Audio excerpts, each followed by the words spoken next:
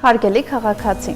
գիտեք, որ այսուհետ կարող եք լիազորել այլ անձի, ձեր փոխարեն լրացնելու ձեր տարեկան եկամուտների հայտարարագիրը։ Լիազորված անձը ձեր անունից կկարողանա մուտք գործել համակարգ, ներկայացնել հայտարարագիր, ինչպես նաև իրականացնել այլ նախատեսված գործողություններ։ Օրինակ, լրացնել սոցիալական ծախսի փոխհատուցման դիմում եւ այլն։ Հենց այս նպատակով ֆիզիկական անձանց էլեկտրոնային ծառայությունների միասնական համակարգի վեբ տարբերակում գործարկվել է լիազորի գործառույթը։ Իսկ ինչպես լիազորել։ Կա երկու տարբերակ։ Առաջինը հայտարարում պետք է մուտք գործի համակարգ եւ իր անձնական էջի իմ լիազորված անձի ենթաբաժնում լրացնի լիազորվող անձի տվյալները։ Այնուհետև լիազորվող անձը նույն համակարգի արդեն իր անձնական էջում պետք է հաստատի կամ մերժի իրեն տրված լիազորությունը։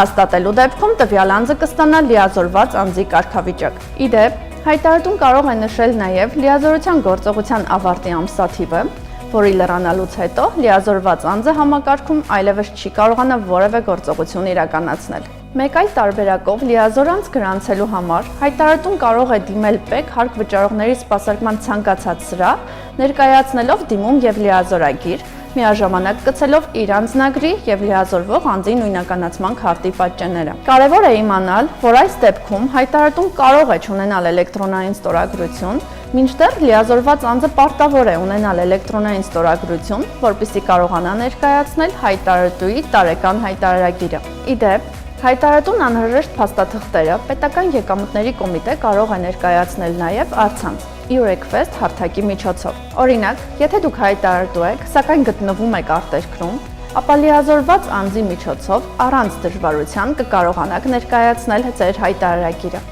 Եղեք տեղեկացված։